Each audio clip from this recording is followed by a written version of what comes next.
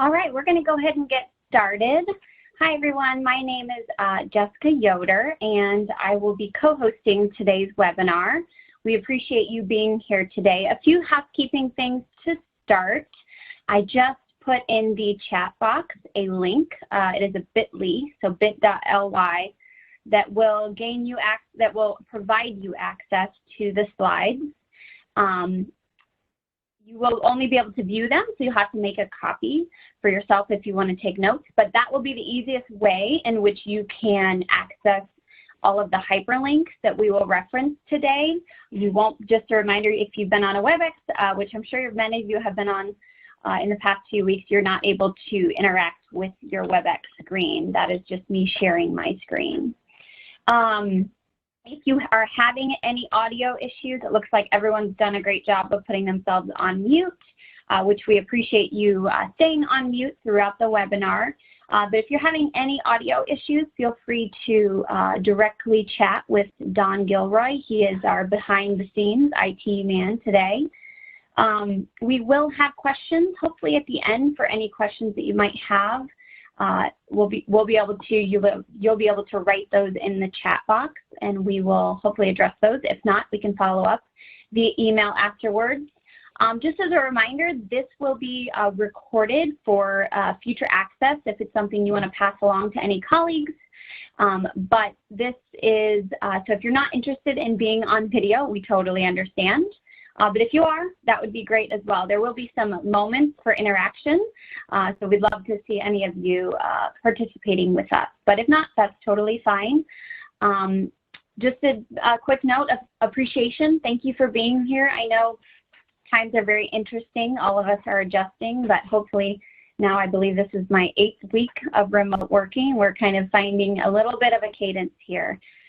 So again, I will introduce myself. My name is Jess Yoder, and I work for the Department of Education within the Office of Social, Emotional, Behavioral Wellness. My title is Project Aware Specialist, and Project Aware is a federal grant that helps schools in Indiana increase their mental health supports within their schools. So I will be actually passing the mic here to my co-host who works for Playworks. Audrey, you want to introduce yourself? Yeah, thanks, Jessica. My name is Audrey Hallman. I am with an organization called Playworks, and I'm really excited to get to talk to everyone here today about play and how it can overlay with sensory motor integration and social emotional learning, and how to think about that during remote learning. Playworks is a national nonprofit organization. We work with elementary schools and middle schools primarily, but also youth service organizations to help them think about play and recess and how to leverage those things for positive student outcomes. And a lot of that is around physical activity, but also very much of it is around social emotional learning. So I'm excited to get to be here with you today and start to think about how that could look even in times of remote learning. Thanks, Jess. All right, and a quick word for any of those teachers who are joining us today. I know it is Teacher Appreciation Week. I am a former elementary school teacher of 6 years, and I can surely empathize with the hard work that you all do. So we hope you walk away today with some useful strategies that connect not only to play, but social emotional learning, and then hopefully we can contextualize it for you in a way that is useful in the next few weeks as you close out your school year remotely. So on your screen, you will see session objectives. So the first thing we hope to achieve is that you understand the importance of sensory motor integration and play for student engagement and learning. So if you haven't heard of sensory motor integration, you will know what that means by the end of this webinar, because we're going to take a deep dive into that specific SEL competency and learn strategies for intentionally connecting and developing connection through play with the help of our partner Playworks. We hope that these strategies can be implemented both virtually and in-person settings across grade levels. Some strategies, might lend themselves better to specific grade levels, but we've tried to piece that out for you so we can maybe guide you a little bit more. But we want to challenge you to really think about not only how they can be helpful for you in the next few weeks and connecting with your students, connecting with your colleagues and your families, but then also how can these strategies be leveraged in the coming school year. As we know, there are going to be lots of things that you are starting to see from your kids in response to the adversity and some of the things they're experiencing right now. Again, before we get started into the content, if you have any questions or have trouble accessing the slides, feel free to put a note in the chat box. My teammate, Christy Berger, is manning that, and she'll try to help you work through that as we work through the webinar. So as we go to the next slide, I'm going to kick it to Audrey, who's going to help us interact a little bit in the chat box. All right, so to get our minds working here a little bit, this slide is asking, are any of the following strategies things that you're already integrating into your remote learning supports? So there are some examples here, but we would love for you to chat into the chat box some of the things that you might already be trying.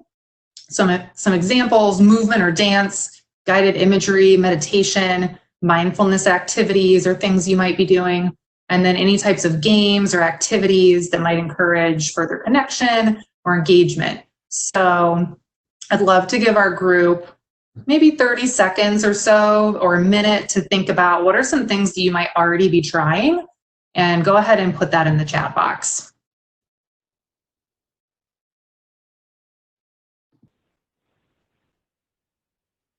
See mindfulness from some participants. Hopefully you can walk away with some additional ideas for games. Hoot and Quizlet. Ooh, body scans. Yeah, that's going to be the one of the ones that we talk about today.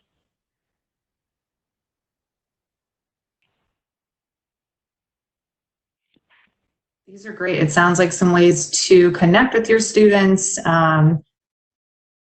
Something that we call check-in questions, those interactive questions that help you connect and get to know each other better. Sounds like a lot of mindfulness and yoga. Go ahead, Jess. Yeah, I would be interested in how access to sensory rooms in the district, has that been able to be shifted? Obviously those aren't accessible, but what guidance maybe has been provided to parents in order to create spaces in their homes? I know that's been a topic of conversation, and hopefully we have a strategy or at least a resource that you can walk away to help you with that shift from in-person sensory rooms to kind of at-home guidance. So thank you for those of you who interacted in the chat box. Looks like there's already some things going on. So this webinar is not to replace any of those things. It's really just to arm you with some additional resources that hopefully you can walk away with. So some of the things that you will see on today's webinar will come straight from our social, emotional, and behavioral wellness website. So if you haven't visited that, it does look different now than it did probably a month or two ago, because we have been doing some virtual professional development and recording those in a similar manner that we are today, and posting those YouTube videos and slides on our website. So if you go to that, you'll see some previous webinars that we have done. And I also want to point out two specific resources that might be useful for you in the coming months. The first is on the far left. You'll see the Science of Happiness. We have, for the past about year, had over 4,000 educators from around the state enroll in this free self-paced course online. You can gain access to that course on our website. But then newly released was this past week, we now have a happiness class for secondary students. So the content that was in the happiness class for adults was adapted in a manner that could allow secondary students to interact with and learn. And if districts are interested in gaining credit for those for students, there's an avenue to do so. So information on that happiness class for secondary students is on our website as well. But two specific toolkits that I will be referencing today are the SEL toolkit and then SEL lesson plans. We'll be pulling some specific sensory motor things from that. So there will be hyperlinks, so it won't be hard to access those once we see them. Just wanted to kind of ground this in where some of these can be found. And I know Audrey later on will be providing some resources that will link you to Playworks as well. So if you weren't aware, we did have a release in January of 2019. We released our Indiana Social and Emotional Learning Competencies. We will be focusing specifically on sensory motor integration today, but all of the SEL competencies are meant to support Tier 1 social and emotional learning. So by Tier 1, we mean that for all students, every single student would benefit from these strategies and from these activities. They also greatly support any of your Tier 2 or Tier 3 social, emotional, or mental health supports. And we believe the alignment of language between those tiers is critical. But there was a big gap in Indiana when it came to that Tier 1, teaching social and emotional competence in a way that we do many of our academic content. So we believe that you do not need a mental health degree to use these strategies. I myself, as a former second grade teacher, I would have seen myself as applying these within my instructional practices, within my daily routines. And then we also believe that in this time that parents would benefit from understanding some of these strategies at home, and teachers can be that route for them to kind of know how to support social emotional competence. So again, we're going to focus today on sensory motor integration, but Audrey and I were talking earlier about kind of the interwoven aspect of all of these competencies. Though we're talking about sensory motor, many of them will feel like, well, we're also working on connection. We're also working on regulation. So collaboration, my goodness. Many of these support each other. So I just wanted to kind of ground this in our Educational Neuroscience Foundation that we released last year, and really is the basis for our work. So what is sensory motor integration? Sensory and motor skills lead to emotional regulation. So again, there already is that connection between our social emotional learning competencies. If we are using these strategies within our classrooms, we will see an increase in students' emotional regulation or the ability to self-regulate. It also helps repair lower brain regions that may have been compromised in students' early years due to trauma or adversity. And I think that this is really critical right now in responding to the current trauma and adversity being experienced in our communities due to COVID-19. So I don't think there has ever been more of a time where these strategies could be more useful. It also helps students prime their brains for cognition and function, for appropriate growth and well-being. So really thinking about these in not only a kind of introduction, we could do this before we introduce academic content, but then also in terms of like brain breaks or brain energizers is what we like to call them. So I challenge you to think outside the box when we talk about these. I think as teachers, and I totally emphasize with this, we start to really zone in on how can I use these for my students. But I believe that these could also be used with your grade level teams when you meet and when you connect with each other as educators within staff meetings. How can you use these resources and these strategies in a way where parents can feel like these are approachable things that they could do with their kids at home? So try to break outside of that I'm a teacher and I have students mode. I totally get it. There are ways that these strategies can be used in other methods that are outside of your traditional instructional systems that you have. So we have some I can or I feel statements that are associated with this. So if you have taken a dive into our competencies, you'll know that we have I can statements for all of our grade levels and for all of our competencies. The ones specifically associated with sensory motor integration are, we want our students to say, I feel awareness in my body in comparison to objects. I feel awareness of my emotions in my body. So that mind-body connection is really critical here with sensory motor integration. We also want them to say, I feel ready for transition and can show I'm adaptable to change. Oh my goodness, if our kids could wake up and say that right now, how powerful would that be? There's a lot of change, and we're asking students to adapt in many ways that they never dreamed that they would need to, or that we didn't even know that they needed to. So those are the things that by integrating these strategies, we hope that they can improve those skills. So just a few bullet points as to, well, what are some strategies? We're going to dive into some specific ones, but if you've heard of focused attention practices, Dr. Lori DeSautel was co-author of our SEL competencies, and many of the strategies that you see within our sensory motor integration are due to the work and the research that she has done here in our state. And so if you click that hyperlink, that will take you to an Edutopia article that she wrote years back. She's been talking about this for a long time, and we felt so fortunate to partner with her and leverage her expertise on this topic to be able to kind of translate the science around educational neuroscience into a more applicable way that educators can better meet the needs of their students. Some simple things, like Simon says, that is a strategy that can support student sensory motor integration. Movement, song, and dance, all of those are sensory motor integration strategies, as well as yoga and breathing.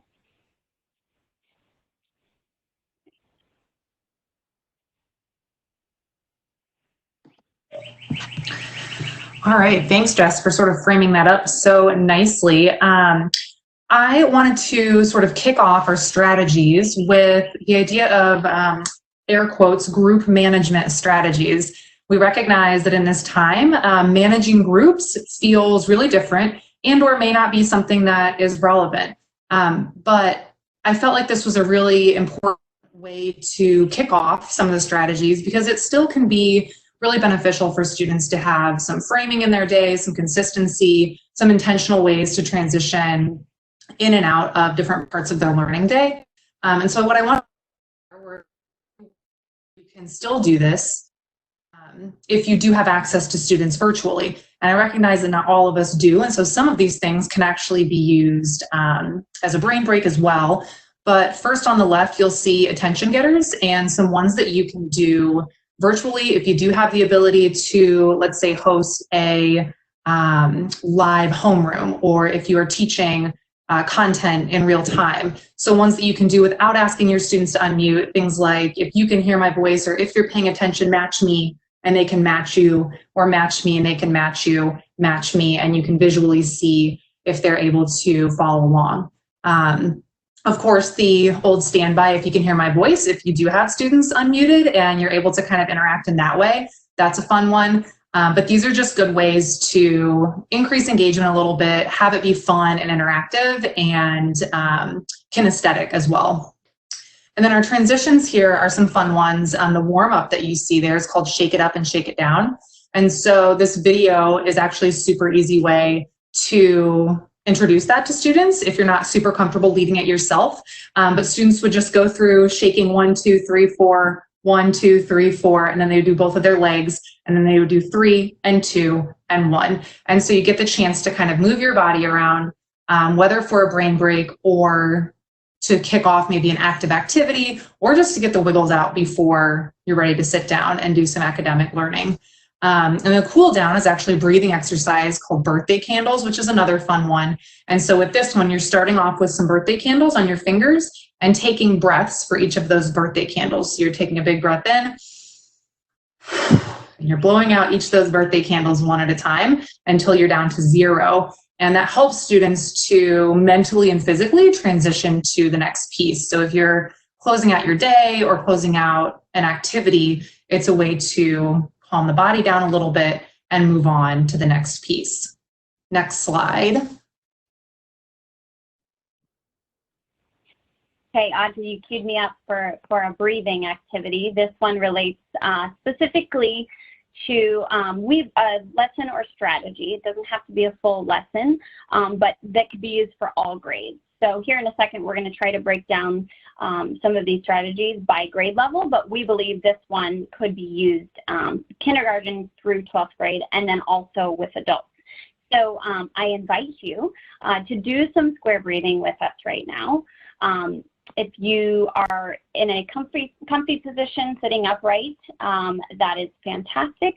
If you are in a position where you have your dogs running around, your kids running around you, and you're like, I can't do square breathing right now, I totally understand. But as we do this together, maybe think about the next time that you could integrate this into your own personal practices. Maybe there's a quiet time in the morning where this might be accessible to you, or maybe this is something that you can facilitate with your group of coworkers, maybe at a staff meeting where it isn't maybe so chaotic with students virtually.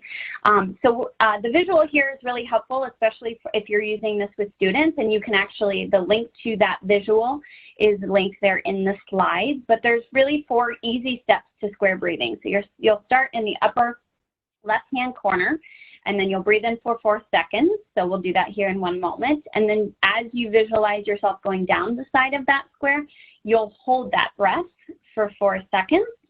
And then you'll exhale, visualizing yourself going through the bottom part of that square.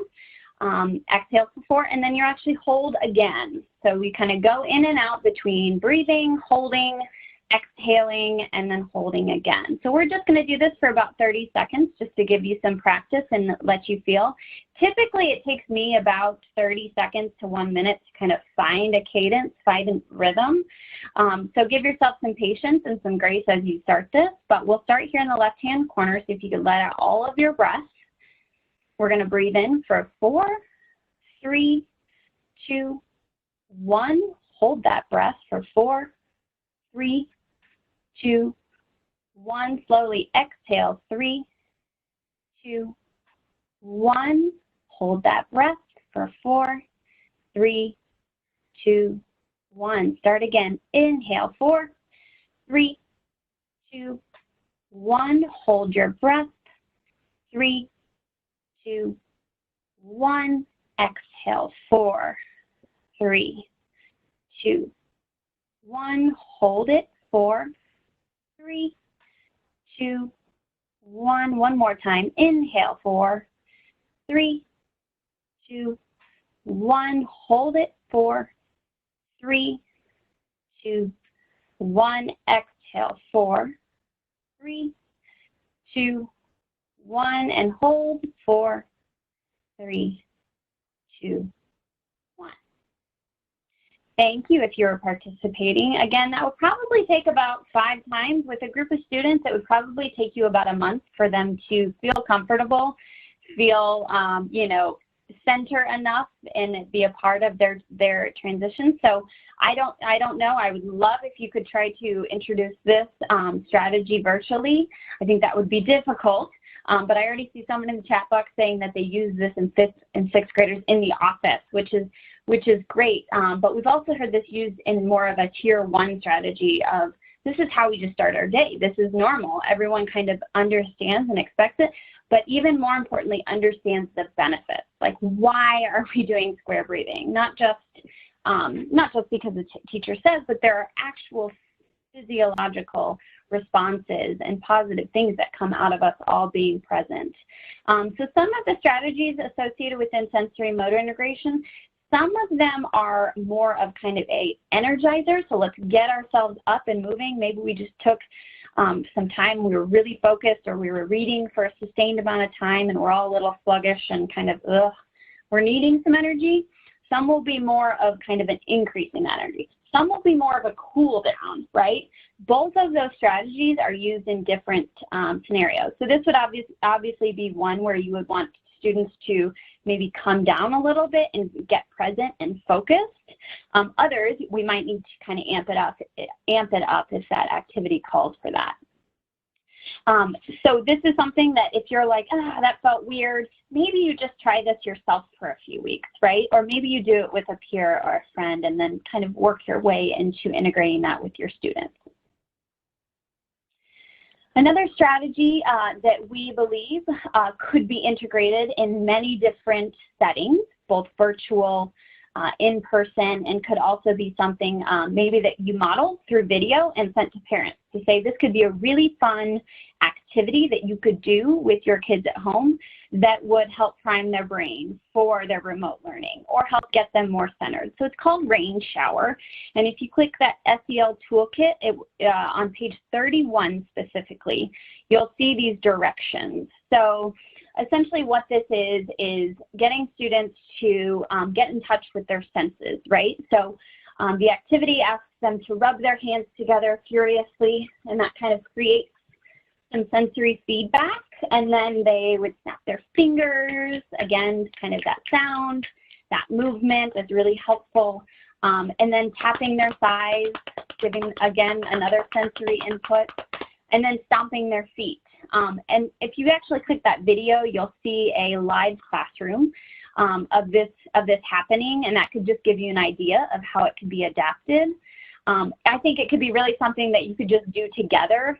In the directions, it kind of talks about working through some students doing it loudly, other students doing it quiet. So there's a lot of variations that you could use, but it could be a cool way just to kind of create some noise that's not just students creating noise, but is great for that sensory feedback that oftentimes their downstairs brains are seeking at that moment.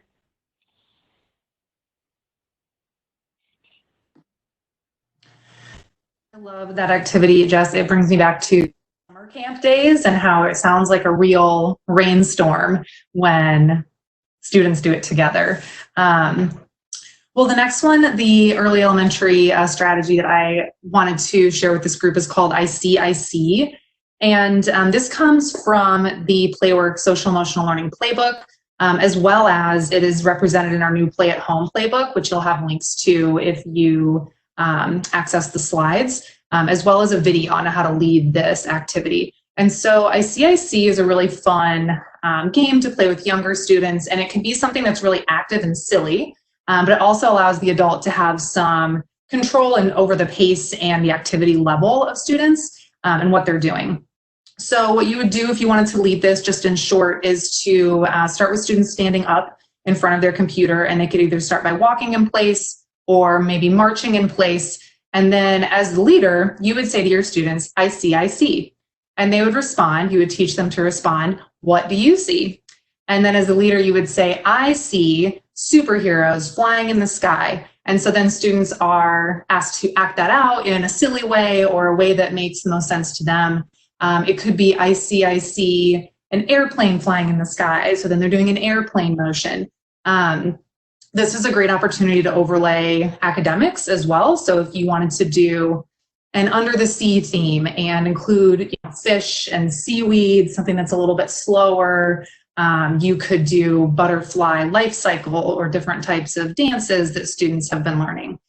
So there's lots of ways that you can incorporate different content, as well as overlaying self-management and talking about what it feels like to play that game.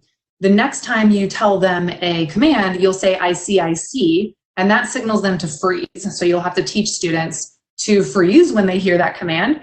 And so part of this is thinking about how does it feel in my body when I'm doing something really fun and silly and active, and then I'm asked to freeze? Or how does it feel in my body if I'm doing something slow and calming and I'm asked to freeze? So there's some debrief questions down at the bottom, as well as at the top on the right-hand side, some remote learning adaptations. This game was written to be played in person with a group of students, and so you can certainly do that as well when you're in front of a group of students, but you can also lead it live if you do have capabilities to do that, or record yourself naming what you see and asking students to act those things out, and then they could report back to you in some way about how it felt, or what they did when they thought of what a snail does or what a fish does.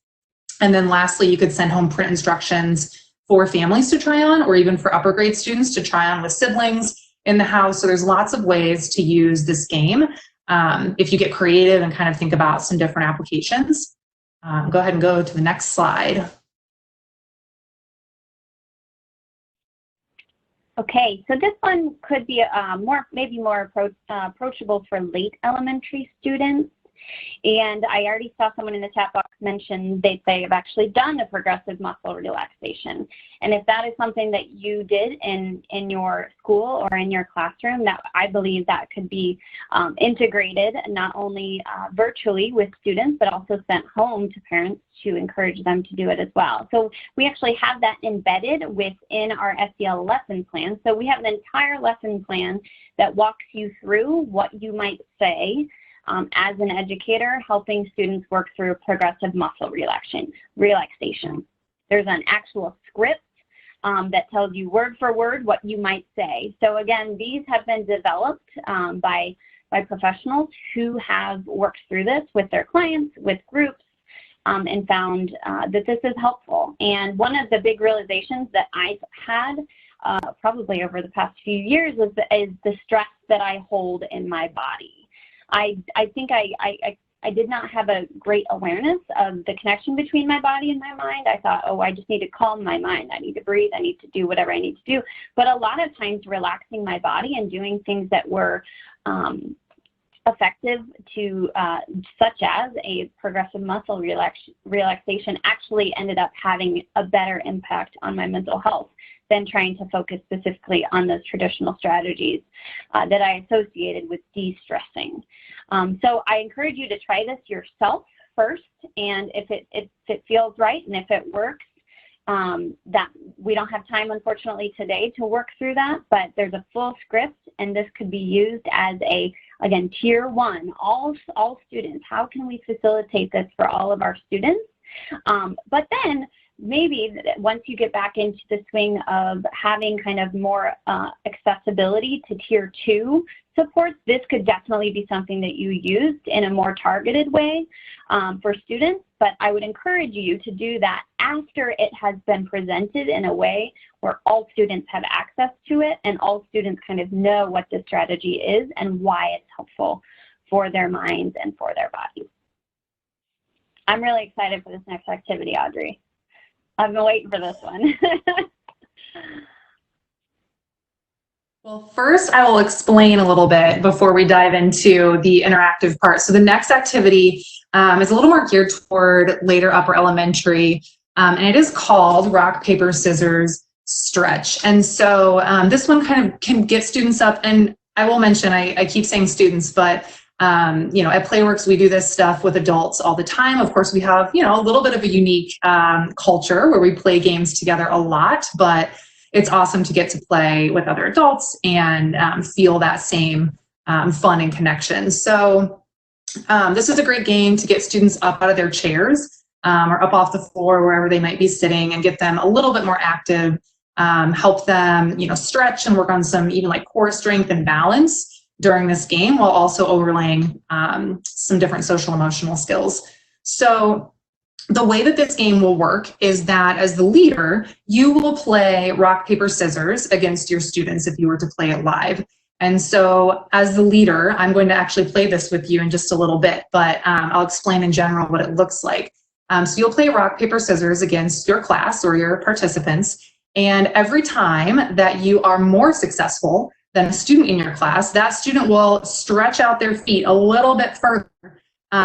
And they're trying to stay balanced as long as possible. If the student is more successful than you, then they get to stay right where they are. And so there are a lot of ways that you can modify this or make it into some different challenges. Practicing self-management can be a piece of this as well. And thinking about, you know, how does it feel if I'm less successful in something? How does it feel if I lose my balance, or if I have to put my hand down on the table and then I'm asked to sit down? And so talking through some of those things can be helpful in a game like this. And then there's a piece at the bottom that talks about supporting self-management and practicing connection. Something that Playworks is really proud of, and something that I really talk about a lot and think is important, is giving affirmation to students when they try, even if they're not as successful as their peers, even if they're not the winner. And so what we use a lot of times is the phrase, good job, nice try, instead of saying you're out or sit down when students are less successful. And teaching other students to use similar language. So even if it's not good job, nice try, something that's affirming and recognizes that they tried and like they had some success, even if they weren't the most successful student in that game. So that can really be a huge support for kids when they're trying to regulate emotions and think about, okay, I'm out, I need to sit down now. If they get that affirmation and support from their peers and from the leader. So those are a couple things to think about when leading a game like this. Adaptations, of course, you can play live. You can record yourself playing and leading and go through a certain number of rounds with your students, and then they can kind of see how many rounds they can last and report back. And then, of course, you can send home print instructions, and you'll find that in the Play at Home playbook in the link on the left. And there's also a video on how to play the game. So if you want to go to the next slide, we are going to try this on together today. So I'm going to ask in a minute, we're going to get up and move around a little bit, but the first thing that we'll need to do as a group is know how to play rock, paper, scissors. So I can't see all of your faces, so I am just going to go through a quick rundown of what rock, paper, scissors looks like. So we're going to play rock, paper, scissors. You'll put out your table like this, and you're going to put your rock on here to start, okay? Thanks, Jess. We'll play against each other. This is perfect. And so when we play, we're going to play rock, paper, scissors, show. And so we say show. We try to take out the language of shoot. So we'll say show. And so we're going to do rock, paper, scissors, show. And if I have scissors, we know that scissors beats paper, right? Okay. And if I had paper, we know that paper covers rock. And if I had rock, we know that rock crushes scissors. Okay, so that's kind of how rock, paper, scissors works. If you needed a little refresher, most folks know how to play rock, paper, scissors, but it's an important part of this game. So you'll see on your screen, the goal of this game is to stay balanced without falling over and try to stay balanced longer than other players. Now, this is challenge by choice here today, okay? If you don't want to turn on your camera, that is totally okay. Happy for you to follow along without it on, or just listen and think about how you might try this on with students or with other adults at some point. So you're going to start out by facing your computer. And I'm going to go ahead and stand up so that you can see my body a little bit better. Okay. And the other thing that if you happen to have it with you is a pen or a pencil. If you don't, that's also not a big deal, but we might need this in just a moment if you want to use it. So you're going to start out by facing your computer, and you're going to take your pen or your pencil and go ahead and just put it on the ground in front of you. If you don't have one, it's not a big deal. This is going to be kind of your starting point though. If you do have one, you're going to stand heel to toe behind your pen or pencil. So you're already kind of balancing here because heel to toe is a little bit challenging, okay? Now we're going to play a round of rock, paper, scissors, me against everybody else who's on our webinar here who decided they want to join. So let's go ahead and try that. So we're going to play, ready? Rock, paper, scissors, show. Okay, so if I was more successful than you, if you had rock, you're going to stretch out by 1 foot length. And the way that you can do this, if you want to be really precise, is to go ahead and take your front foot and swing it around behind your back foot, and then slide your new front foot up to your pencil. So you should have moved your feet about the length of 1 foot. If you don't want to be that precise, or if you just want to do it with your students, you know, not quite this picky, that is okay, and you can just have them take a step back, okay? Now, if you were more successful than me, you can just stay right where you are. Okay, we're going to play, let's see, 5 more rounds, and we'll see how stretched out our folks get. Ready? Okay, we're going to go rock, paper, scissors, show. All right, if you have the same thing as me, that also means that you get to stay right where you are. If you had paper, you're going to stretch out by 1 foot length. All right, here we go. One more time. Rock, paper, scissors, show. All right, good job. Nice try, Jess. So I see like she had scissors, right? So she's going to stretch out by 1 foot length. Everybody else, if you had something different, you're going to stay right where you are. Here we go. Rock, paper, scissors, show. Oh, good job. Nice try, Jess. Good job. Nice try. Anybody else that had paper? That means you were less successful than the leader. You're going to stretch out one more time. Okay, so let's see. I don't know if we have anybody yet that's stretched out too far, but just a reminder, if you have to touch something for balance, if you can't stretch out anymore, or if you kind of like lose your balance and fall over, good job, nice try. You're just going to take your seat. All right, we'll do 2 more rounds. I think that's what we're at. Ready? Rock, paper, scissors, show. Okay, so I had paper. If you had rock, good job, nice try. You're going to stretch out. All right, last time. Rock, paper, scissors, show.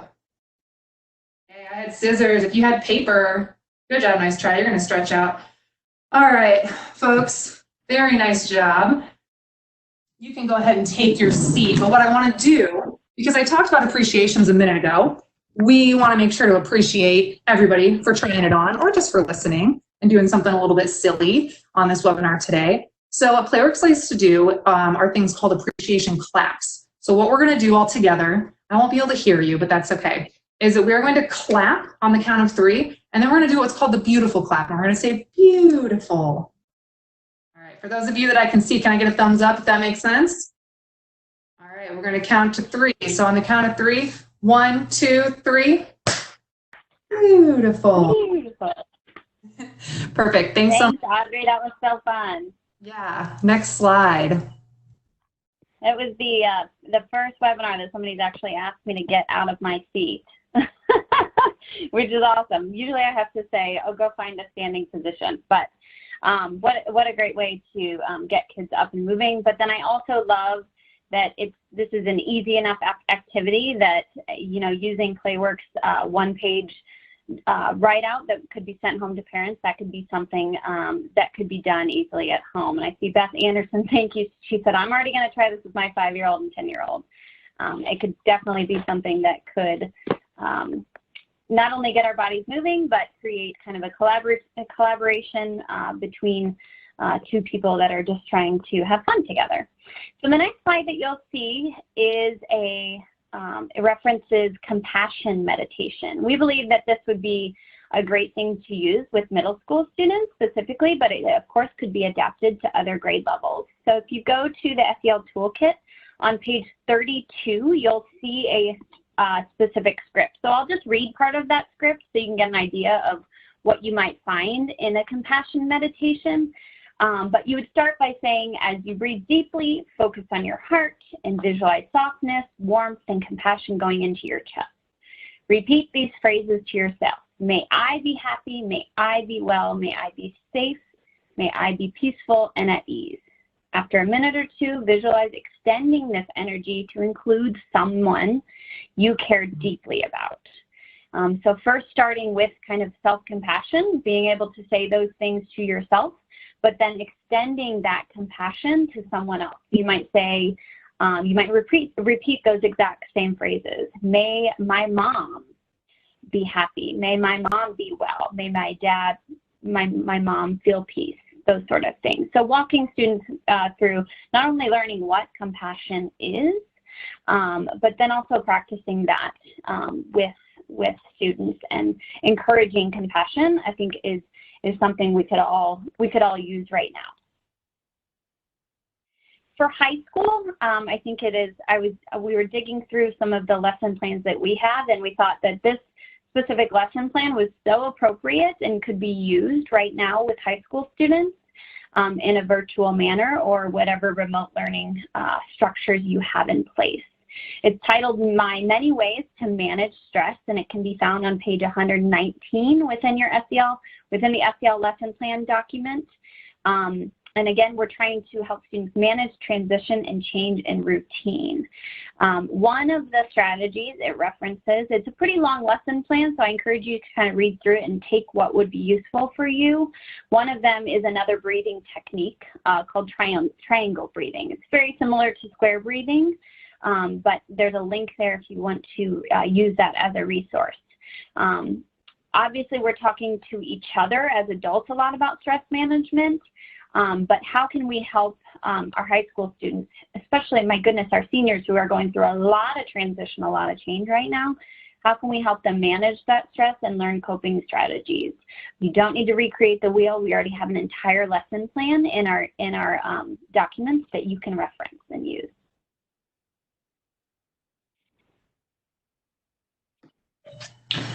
All right, so I have one more strategy for all grades that I think could be a really fun one to do remotely. And so this is called Popcorn Challenge, and it can be a simple solo challenge if a student were to be doing it by themselves. It could be a group game that illustrates things like collaboration. This one does need a little bit of equipment, but really all our student would need is a ball of some sort, and usually crumpled up paper or even a balled up sock works great as a ball for this game. And the way Popcorn Challenge works is it's really pretty simple. The goal is to throw your ball up in the air and clap as many times as you can before you catch it again.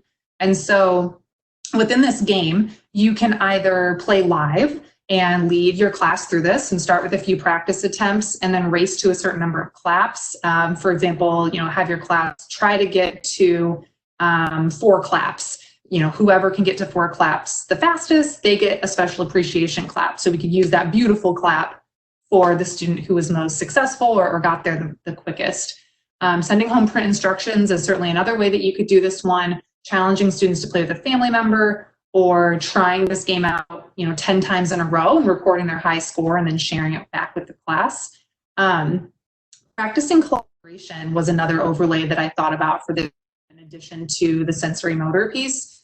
And a way that you could do that is to set a collective goal of claps for the whole class. So thinking about doing this live, it could be that you time 60 seconds or time 2 minutes and see if the class as a group can reach a certain number of claps, and then do some debrief around, what does successful collaboration look like and how does it feel when you're successful or not successful in a collaborative situation.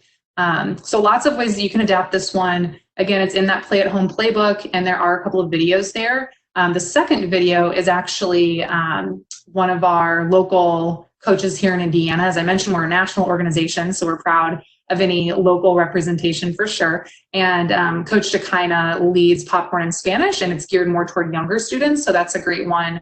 If you're looking for a video that actually just leads students through the game itself. So that is a fun one. Next slide. And then lastly, for me here is just some resources on how to find all this information. It is linked in the slides for the most part. I wanted to make sure everyone had access to the 2 main resources that I've been referencing, which are our SEL playbook and then our more recently developed Play at Home webpage. And on that Play at Home webpage, you'll find the game guide that I've been referencing for print resources, as well as links to our daily live recesses. These are great because even if students can't access them live at the time they're happening, those can be embedded into a management system as links. They can be sent out in email, and students can follow along with that game. They typically include a warm-up, a game, and a cool down, and then game videos. So these are more about teaching a student how to play the game or teaching an adult how to facilitate the game. So there's lots of those on there as well.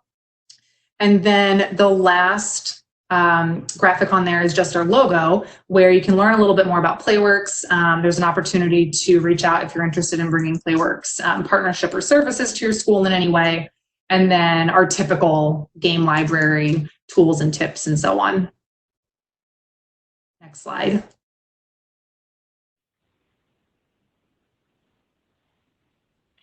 Awesome. And from the Department of Education side, we have some other relevant resources that we believe connects beautifully to sensory motor integration and encouraging play. Last week, we rolled out the Healthy Hoosier Challenge, and our Title and Grants team actually teamed up to do this.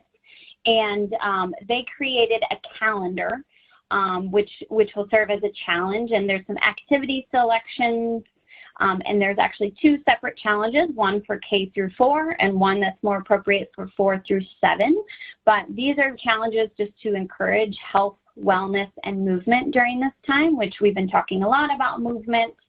And those challenges can be accessed there. So feel free to check that out if you haven't already, and we would love if you do participate to take a picture of yourself, talk about it on Twitter, and there's a hashtag there, Healthy Hoosier Challenge. Another resource that we believe it connects so well, and it really goes back to Dr. Lori's initial research and work around educational neuroscience.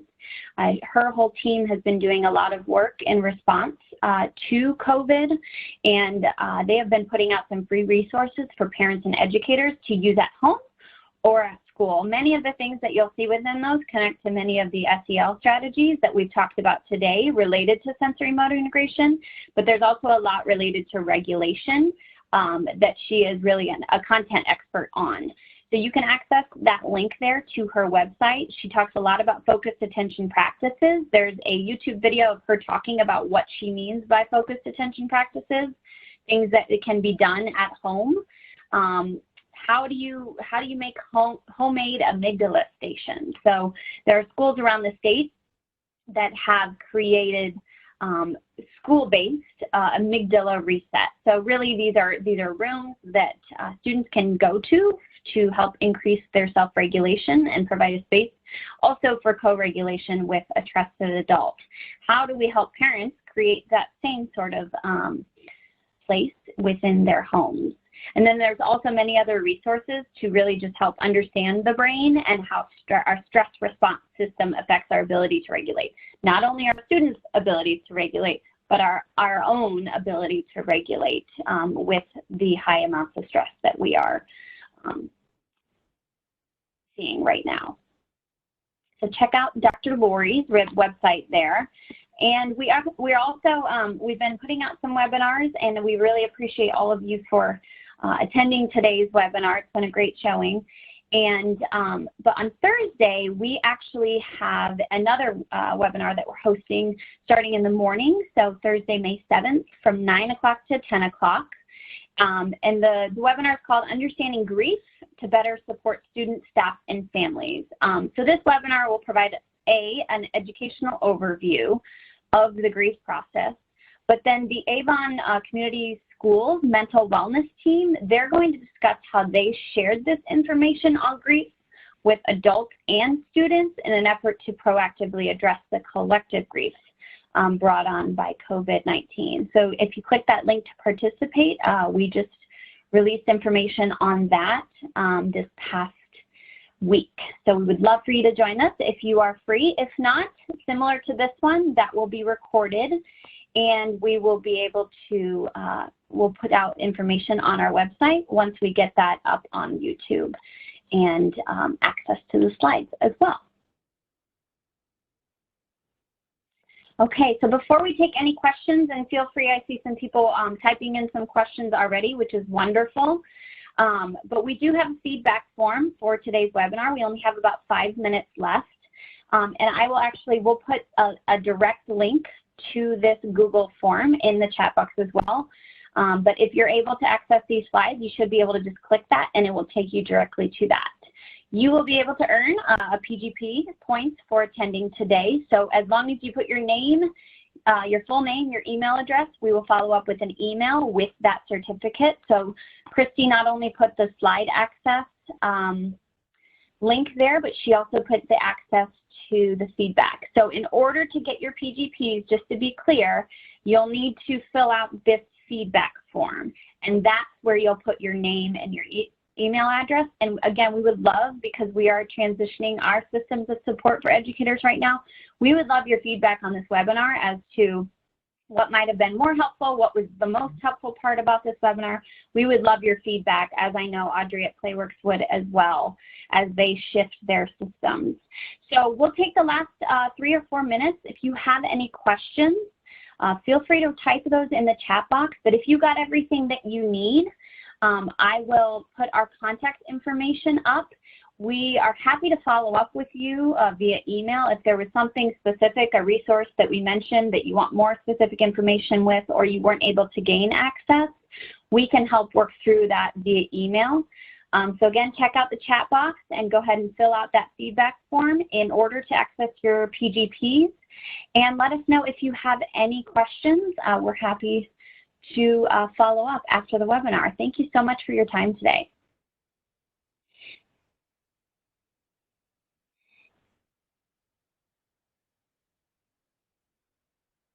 Yeah, I completely agree with you. When I was a teacher, our occupational therapist in our building was one of the first person that I went to. I completely agree with you. If you have not connected with your occupational therapist that works either at the district level or within your school, if you have one, I highly suggest. Many of the strategies that you'll see within sensory motor integration are used within the occupational supports within your schools. Absolutely. Please connect with them.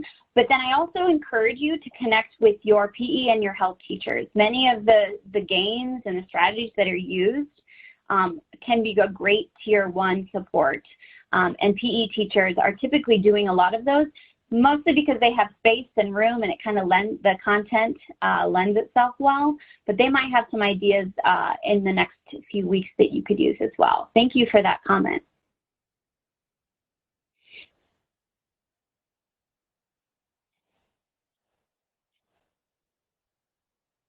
Audrey, anything else you want to mention before we wrap up here and give people a few more minutes to type any questions they have in the chat box?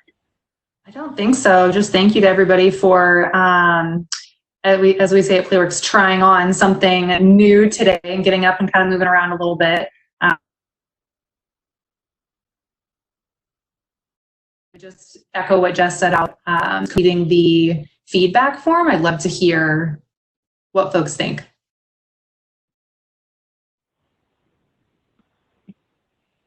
And I'll put the link one more time to the feedback form. If you haven't hopped off already, feel free to fill out this feedback form and follow up with any questions that you may have. We'll be wrapping up here in about 1 minute.